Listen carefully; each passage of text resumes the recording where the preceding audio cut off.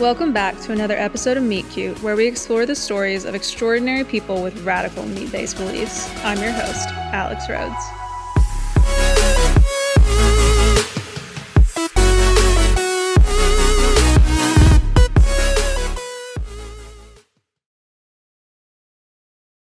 On today's episode, we welcome Coach Bronson from @CoachBronsonKeto on Instagram. In this episode, we will go over his carnivore journey, how his mindset has changed, and he will also be giving us a lot of good advice on how to evolve and create the life you want. Welcome, Coach Bronson. All right, so carnivore is honestly rarely anyone's first line of defense. So what prompted your health journey originally? Okay, so I didn't start with carnivore. You are correct. Most people, and like you said, most people don't start with carnivore. I started with fitness actually, because I connected health. I connected the identity that I had for myself with my physical ability more than even fat loss. Like I was fat and I was out of shape, but I connected that more with I should be able to do more. I should feel better about myself. Like all these things, I connected that with physical activity more than nutrition. Again, it wasn't until years after, that I was like, oh wait, nutrition matters. Duh. You know what I mean? Oh yeah, okay. Which is funny because I think a lot of people do it the other way. Yeah, I think there's a good mix of people that think, oh, if I fix my nutrition, then everything will be better. And then eventually they realize, oh wait, I need fitness too. So no matter which way you go, eventually you're going to come to the point where you need fitness and nutrition. So however that works. For me, I was in my late 30s, almost 40, and I had that visual representation. And my daughter took a picture of me at the beach, and I saw that picture later that day. I was like, who the what? Like, who is this guy? It made me. I was sitting in a chair on the beach, and it made me never want to sit down with my shirt off again. Like I from that point on for years, like I would not take my shirt off at the beach. I didn't want to go to the pool. Like it was bad. I was like, no, that's not happening. I can't accept that. This has to change. And so I started looking at what can I do from a fitness perspective to get myself back in shape. I pictured myself as the same, I'm in my late 30s. I pictured myself as the same 18-year-old kid who worked out every day in high school, joined the army, was active, did all these different things. And that is not the picture that I saw. I saw the middle-aged guy who had 4 kids, who had a gut, who had man boobs, who was out of shape, who probably could lose 60 pounds, whatever. That's what I saw. I was like, I can't wrap that around what I think. So it was I had to either accept the reality and live with it, or I had to change and make a new reality. So I decided to change and make a new reality. So I got into fitness, ended up going on a cruise for my 40th birthday, met a guy on the cruise who owned a CrossFit gym, learned about CrossFit, started doing CrossFit in my late 30s, early 40s, got certified as a coach, eventually opened a gym a few years later, ran a CrossFit gym for 5-6 years. Halfway through, about 3 years into owning a gym, this is crazy when I think about this. I was in great shape, right? I was at this point. I had made a lot of nutrition changes as well, not quite to the point that I am now, but that's where I tried this alcohol detox, and I was pretty much whole food, paleo. I ate maybe a sweet potato per day, things like that. Like I wasn't eating bad. But I was still fat. Like, wait a second, this doesn't make any sense. We were, again, same kind of thing. A picture of myself. We were at a pool party at a member of my gym. I owned a CrossFit gym. We're at a pool party at one of my members' houses, and we're all hanging out. I'm on the diving board. I dive in the pool. I saw a picture of myself on the diving board later, a couple weeks later. I was like, that guy, I've been doing CrossFit for like 5 years now. That guy looks almost the same as the guy from when I was on the beach before I even started this. Like, I couldn't wrap my head around why that was the case. I worked out better. I was stronger. I was faster. I could do a lot more things, but I still wasn't the picture of what I thought I needed to be. And being a gym owner, now I'm like, crap, I'm a gym owner. I'm trying to teach people how to get in shape. I'm a fat butt myself. This doesn't make sense. How can I sell fitness when I'm not fit? And then when you throw on top of it, I was still also unhealthy. So when we talk about health, we talk about the biological markers, blood work, all those types of things. And I had issues with that, but most of my issues were gut related. I had IBS, I had urgent bowels, I had a lot of things I was dealing with that caused stress and anxiety in my life. But I also had injuries. I had pulled hamstrings, pulled groins, torn calves, rotator cuff injuries, uh, meniscus tear in my knee. And I felt like crap. I couldn't do things as much as I wanted to because I was hurt all the time. I'd always take time off from working out because it was, I'm in recovery now. I'm in rehab here. I got to do this. I got to do that. There were things that I couldn't do as much as I wanted to. So there was the physical limitation. There was the uh, health issues that I was dealing with. I just wasn't like, I'm working out. I own a CrossFit gym. Things should be better. And it wasn't until I was introduced to carnivore as I wonder if this goes back to that. I wonder what would happen if I stop eating plants and try this carnivore thing, if my gut issues, if my IBS would improve. All right, let's see what happens. It can't hurt, right? I love eating meat anyways. I never liked veggies. I learned to like them over time, but it still wasn't like, ooh, I have to have my veggies. So it's not like I feel like I'm missing out on anything. So I just went cold turkey. May 1st, 2018, I decided, all right, I'm going to do it. Ate all the meat I had in the house. When that ran out, I started to get more, and that I haven't gone back since. Within 3 months, this is the thing. Every single thing that I didn't like about my life from a physical and health perspective was gone in 90 days. Every single thing.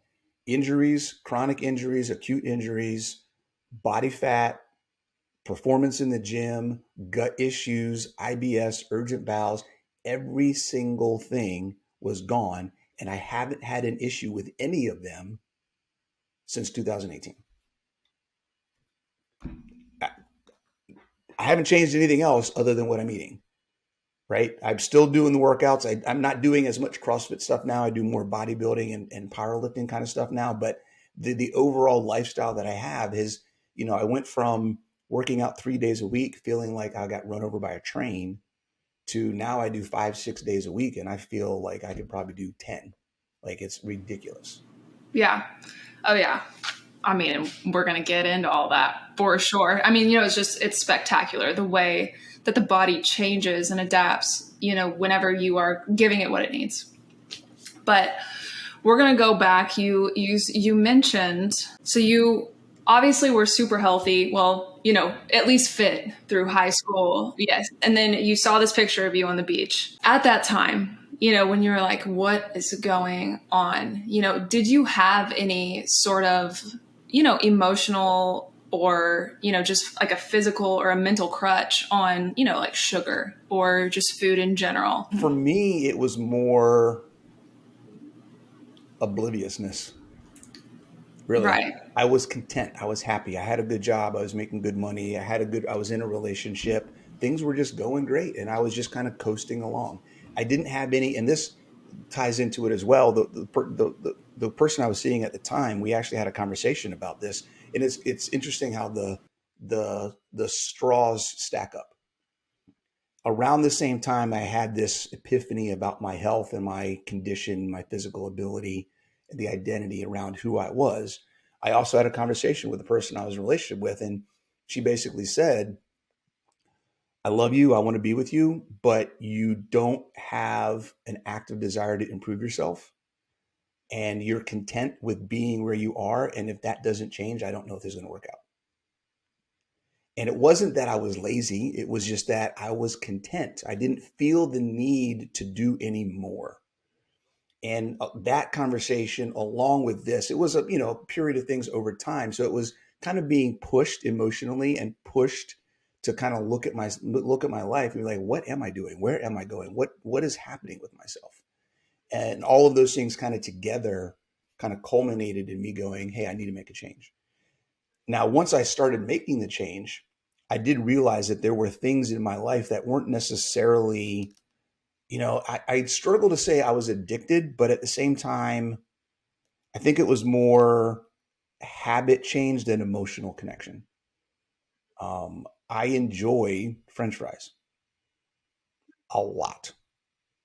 Like I could describe and rate all the different French fries from every place and tell you which ones were the best and why and when to have them. And like I was the French fry guy, um, and I would eat French fries a lot. I loved Boston cream donuts. I would eat them every day.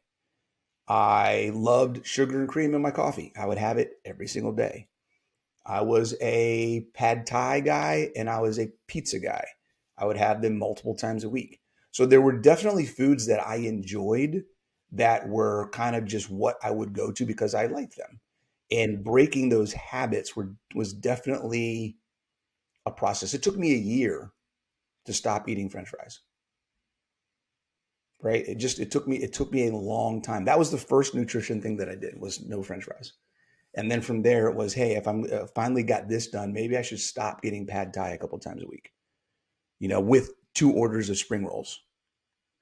Like literally, I would get a double pad thai with all the noodles and the sauces and everything, and then I would also get a double order of spring rolls and eat all of it at one sitting, just all down, because I loved it. It was great, and getting to the point where I could drive by, and that was the other thing, the triggers, right? I'm still at a point now 4 years, almost 5 years into this, where there's one specific giant grocery store in my town. If I drive into that parking lot, and it's in like a little strip mall, so there's a bunch of other stores that I may need to go to a different store. I don't go to that giant anymore. If I go to that strip mall and I go into that parking lot, I automatically start thinking about where's the ice cream aisle is and what's in the ice cream aisle. Just going into the parking lot, because that parking lot is a trigger for me. It's crazy. It's absolutely crazy. It is crazy. It is crazy. And I think it's so important too to highlight that we all have so many triggers, right? And like no matter how deep you get into the journey, maybe the decision to change gets easier, but the change itself remains the same. Mm-hmm. Yeah, and it's about habits. And but every time you decide not to do it, and it's not even a decision not to do it, because you make the decision once, and then it's just a matter of how. How do you make this happen? So every time you, I guess for lack of a better word, resist that temptation, you're building a habit of resisting that temptation, and it becomes less and less of an issue. Mm-hmm. Yeah, absolutely. And that doesn't mean you're going to do it every time, right? That's the other thing. People get down on themselves. Well, I gave in. Okay, that's great. You gave in. Chalk it up. Don't do it next time. Mm-hmm. It's how many times can you repeat the decision? How many times can you repeat the action in a row? If you can do it one time and then you fall off, the next time try to do it 2 times. Mm-hmm. Even if you fall off, the next time try to do it 3 times. The more you can repeat. I want to say it might not have been James Clear in Atomic Habits. It might have been, I can't remember the guy that wrote the other book, but it's The Power of Habits. And he talks about it's not a time frame, it's a number of repetitions that builds a habit. A lot of people say it takes 7 days to build a habit. Well, if I do something one time in 7 days, I don't have a habit. It's not the time period. It's the number of repetitions within a time period. So if you can repeat something over and over and over, then it becomes a habit. That may take a day, it may take 6 months, whatever. However many times your brain needs to realize this is the new action I'm going to perform when something triggers me, that's what a habit is. So sometimes you got to step back, step forward a few times and make it happen. But the more you make the one decision for one way, the more that becomes your default. 100%. 100%. So I'm thinking about you're in this place, you're having pad thai a few times a week, French fries every day, I'm assuming. Oh my God, every single day. Red Robin, man, it's killer. Unlimited baskets of French fries. So those are the best ones? No, those are not the best ones. The best ones would be Five Guys. Five Guys. Five Guys. Yes. Five Guys. Okay. Hand cut, tons of salt. Hand cut, tons of salt. He knows his French fries. Oh, that's awesome. Okay, well, so we're in that place, right? We're getting French fries once a day. We're having pad thai a few times a week, and obviously can't resist the ice cream aisle. How do you feel, mentally now from that place, right? Like, what has been, have you noticed any significant, obviously you were going through some emotional stuff as well, right? You had somebody trying to be a mirror, she's like, look at yourself, what can you improve? And I know those can be, emotionally and mentally stressful. So going from that moment and then sort of like finding carnivore, what can you say mentally has shifted for you? The understanding of the impact that nutrition and fitness has, the realization that the journey isn't about weight loss, it's about my quality of life and what I can do and how I can live my life, as well as the paradigm shift mentally of where can I go with this versus how can I look with this. Big difference, very big difference. And it's what it really, because I owned my gym at the time, a couple of other things happened along this journey. So I'm looking at myself and I'm realizing I'm not where I want to be. I need to do something else. Okay, maybe nutrition is the next step. At the same time, I'm realizing after I do this, right, I'm going carnivore. Similar around the same time, I was introduced to body composition scanners. So being educated on the importance of understanding how your body's made, not how much your body weighs, so that there's a bigger picture to this whole thing about what we're doing and muscle mass and body fat percentage and metabolic rate and all these other aspects that I'd never even thought about before. And then saying, okay, well, if these things matter, that has nothing to do with weight loss. So if it's not about weight loss, what is it about? So answering the question of what is this journey really about, I think is where having that impact of what nutrition did for me kind of brought everything together, right? It's not just about getting strong. It's not just about losing weight. It's not just about looking good. It's about feeling good. It's about being healthy. It's about a whole bigger picture. And so my awareness of what the journey was about and what it meant for my life, I think is probably the biggest mental aspect because it made everything bigger for me. And it took it away from just one small aspect, which I think a lot of people focus on. A lot of people focus on their weight or their pant size or how other people see them or whatever. But if you can broaden your view and realize there's a whole bigger picture going on, this is so much bigger than just that one thing you're obsessed about. It helps you put things in context, and it gives you a much bigger, broader view of what's possible in your life and how you're having successes in ways you may not have ever thought before. And I think that's really a big piece is, we tend to look at the scale, and when that doesn't move, we get defeated, we get dejected, we lose hope. But if you look at without getting deep into it, right? There's 20 different aspects, specifically fitness related, that can help gauge someone's success. If we add in blood work, if we add in lifestyle stuff, if we add in non-scale victories, if we add in, like, there's hundreds of different things that we can look at in our lives to show our lives are improving. It has nothing to do with the scale. And I think for me, that's probably the biggest mental shift. Yeah. Something you said reminds me, progress is just not linear, right? Especially not in every aspect, but when you take the whole, obviously we're going at an upward trajectory, right? Like no matter how many times you fail through that, the upward, you're still moving up.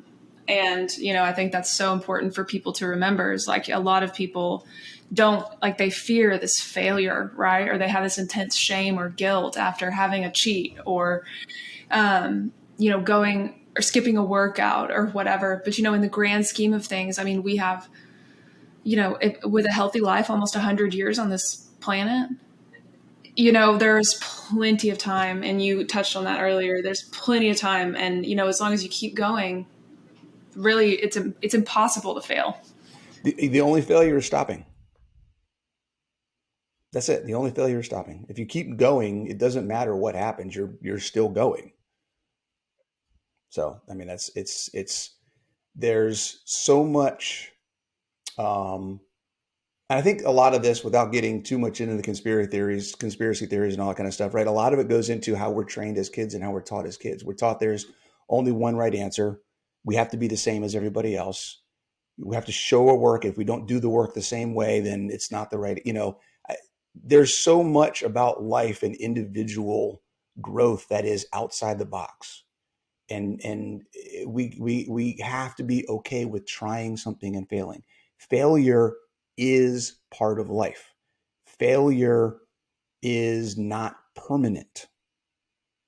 Okay. I went through the last couple of years of my life.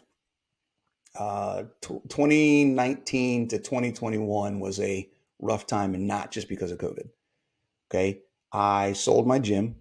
So a large part of my identity identified as a gym owner. I sold my gym. That was hard to get through.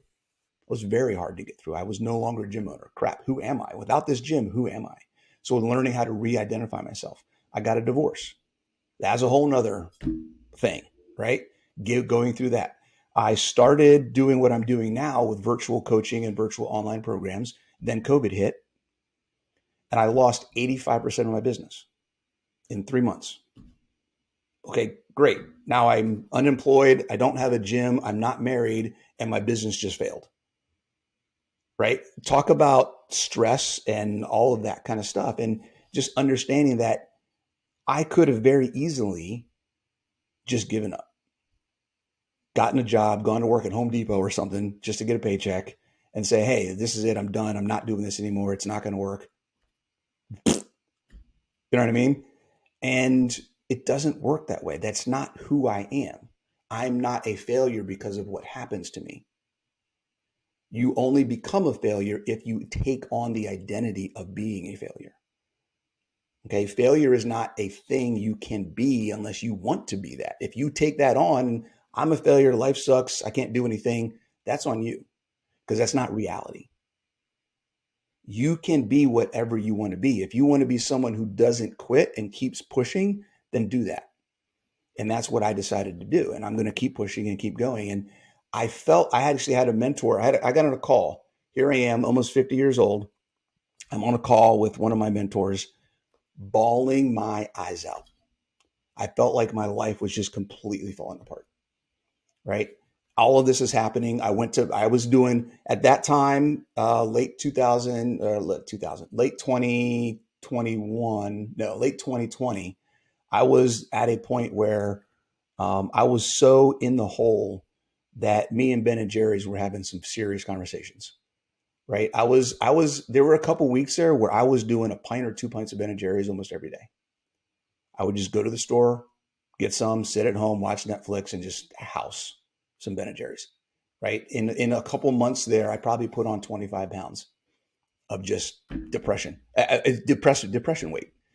And it took some conversations. It took some family. It took some serious introspection to kind of go, hey, what am I doing? Where am I going? Am I going to let this beat me?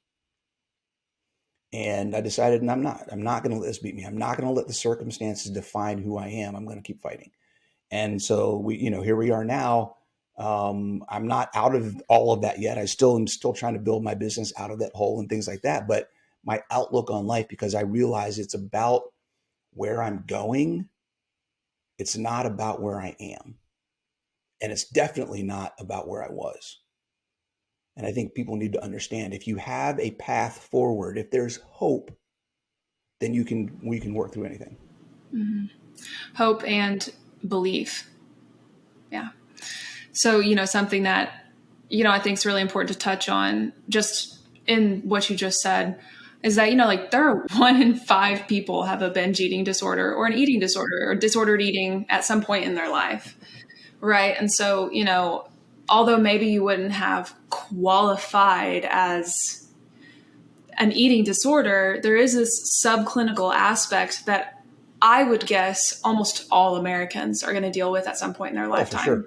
Yeah. The difference between an eating disorder versus disordered eating. Yeah.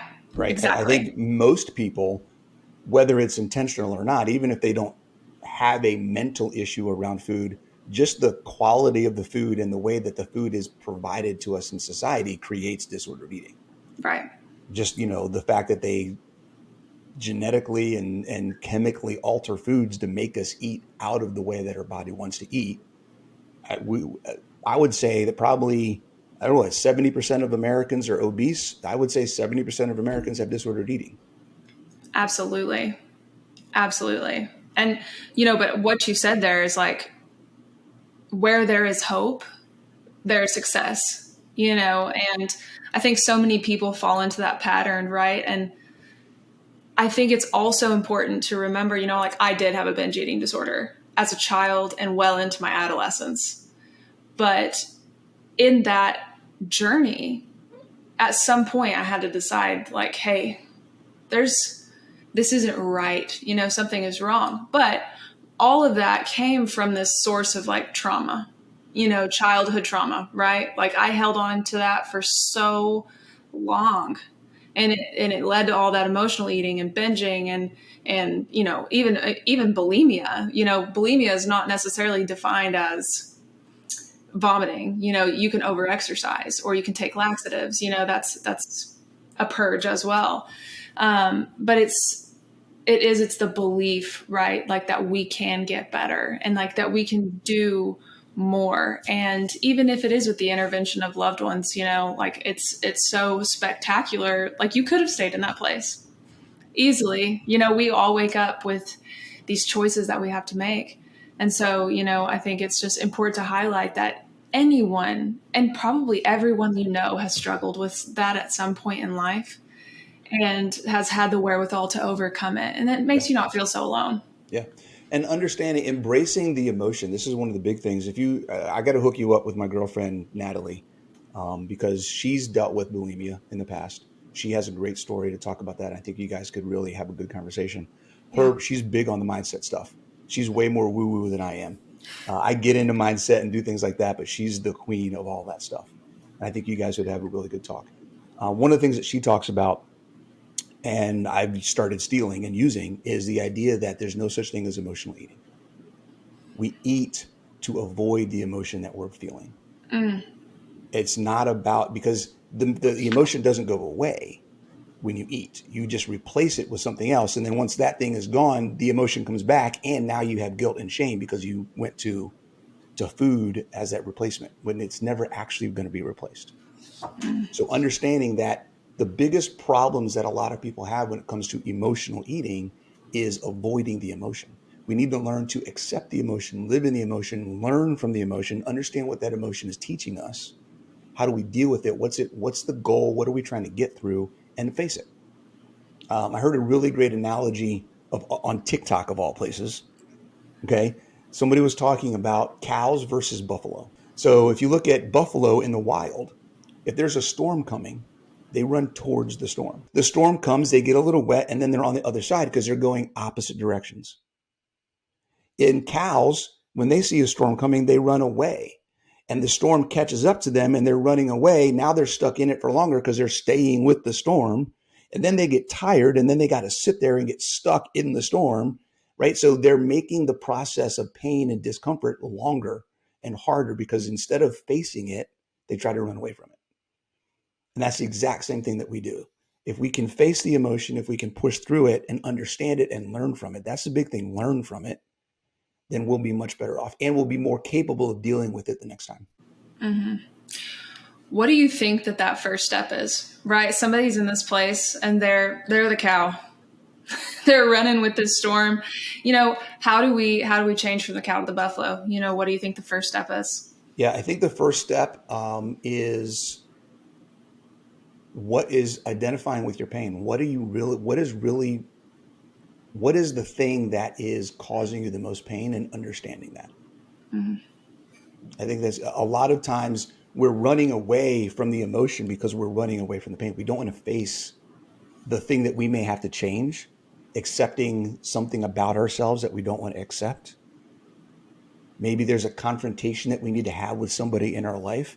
It's really understanding what the pain is and deciding, do you want that pain or do you want the discomfort of changing? And I think this is the biggest thing for people to understand is I hear a lot in the cliche of you have to choose your pain, either the pain of accepting where you are or the pain of changing.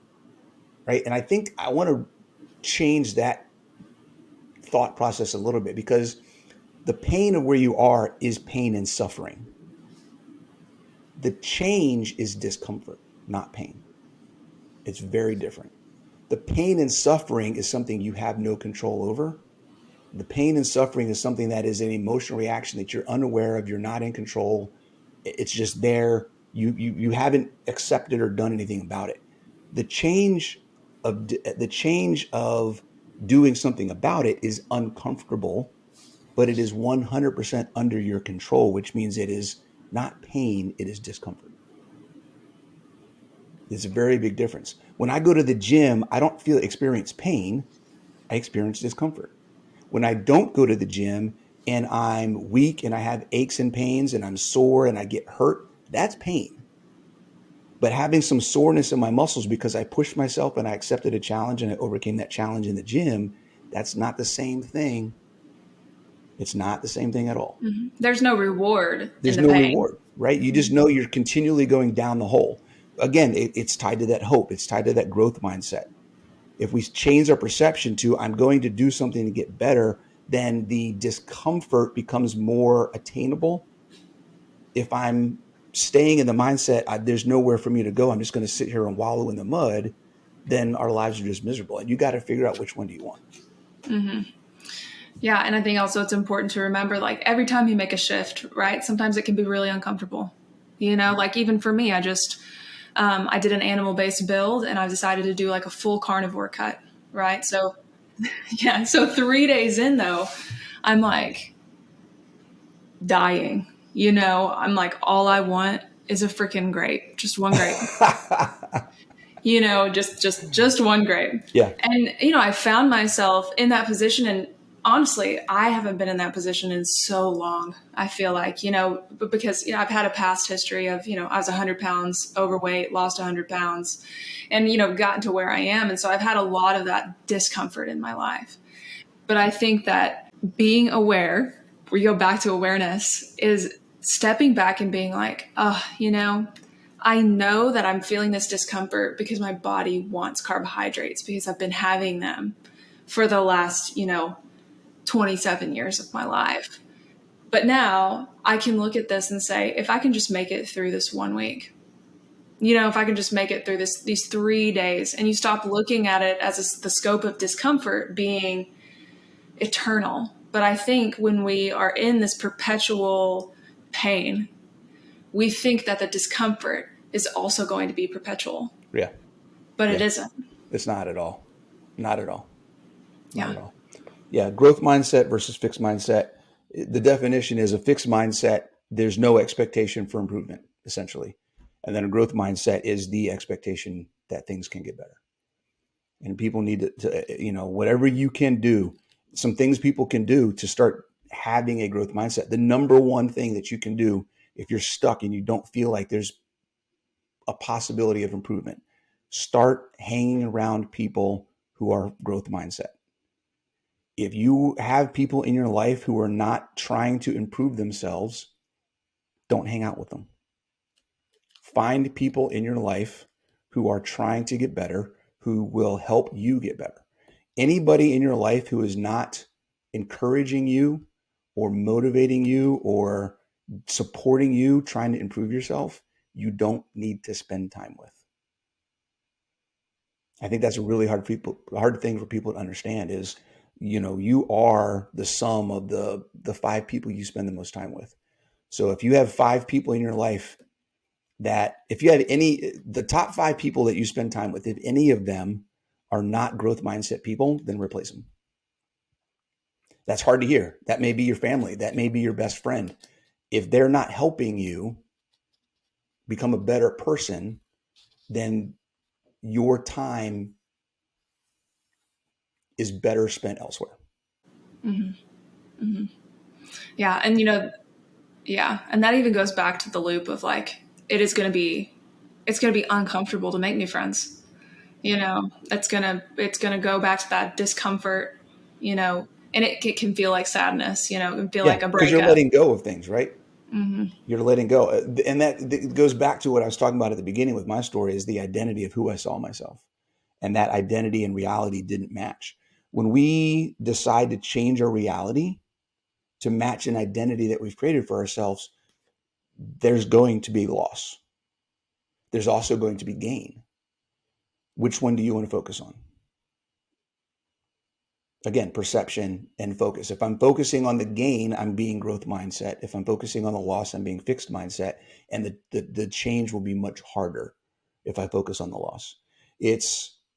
Let's talk about identities like a relationship with yourself. Okay, the identity that I have as Coach Bronson is this and that and this. The identity I have as unhealthy Bronson from 12 years ago was this and that and this.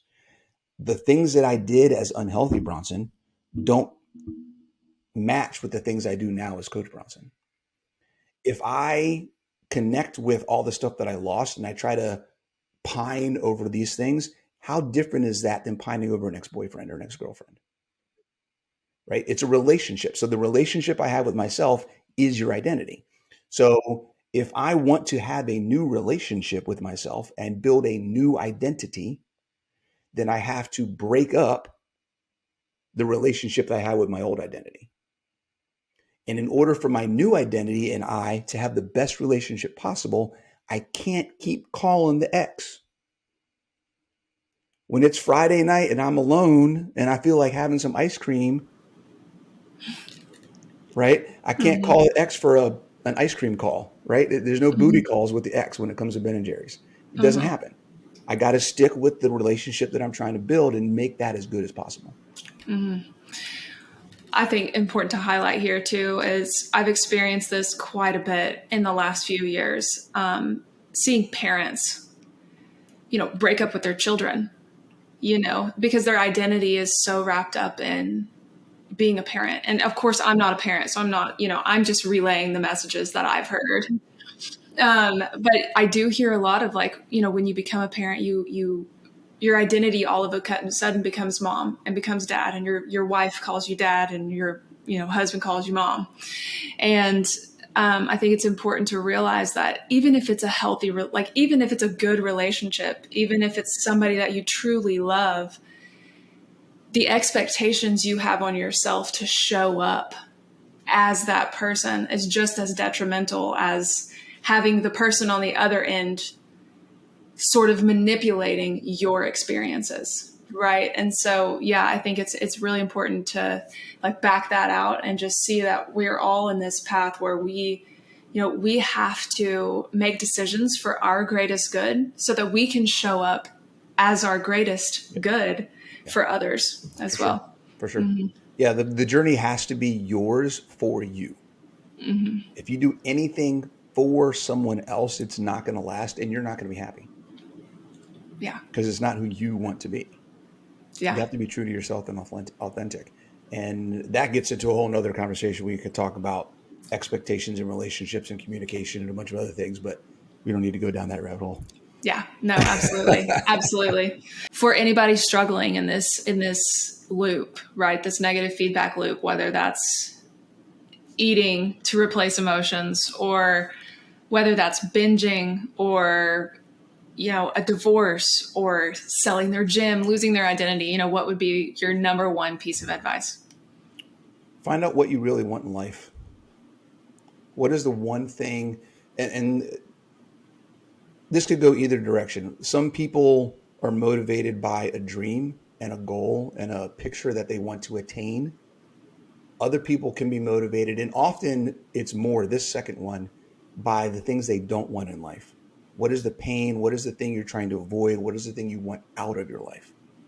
But if you're not aware, if you haven't done the work to sit down and think about what is the life that I really want to have, whether it's taking things away that you don't want to deal with, pain, sickness, illness, medication, physical limitations, dependence on others, whatever it may be, or it's something you want to attain, right? A healthy body, better body composition, more physical ability, not having to be on, there's all sorts, we can go either direction. Figure out, do some work, build a vision for what you want your life to be like. That's the first thing. If you don't have an identity, if you don't have a direction to go, then you don't know what's next. So a lot of times people are so stuck in woe is me, this is what's bad in my life. Well, where do you want to go with it? Do you want to stay here? If you don't want to stay here, where are you going? So you got to have a destination first off. So figure that out. Then the second step is with that identity you've created for yourself. And by what I mean by creating this identity, literally write down on paper, this is what I want my life to look like. This is what I do in the morning. This is how I feel when I get out of bed. This is what I do for breakfast. This is how I spend my day. This is what my job looks like. This is how much money I make. This is the people I hang out with. Like, be as detailed as possible. Write this whole vision out for what you want your life to be like. Then second step, what does that person do every day? What are the habits and the lifestyles of that person? Okay. And you may come up with a list of 5 or 6 or 7 things that person, think about this as you're watching somebody else's life and you're evaluating the things that they do to live that life. Right now, I have a list of what that person does. Start doing those things. And then watch how your life changes. I think that's it. It's perfect. It's perfect. Well, honestly, thank you so much for coming on today. Thanks for having me. This has been fun. Yeah, I don't usually get to talk about all this kind of stuff. Usually it's fitness and nutrition. This is good.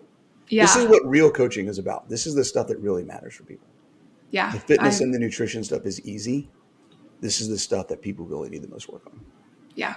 Yeah. I mean, I always like to reflect back and think that really like our physical aspects and the physical things in the world that come out, right? Whether we're, over exercising or overeating or under eating or under exercising, it all comes from this place. Yeah. Right. From this mental state that we're in. So thank you so much. I mean, it's been great to hear your insights, and honestly, you've given me a lot of inspiration for future podcasts. Oh, good. Awesome. Yeah. I love it.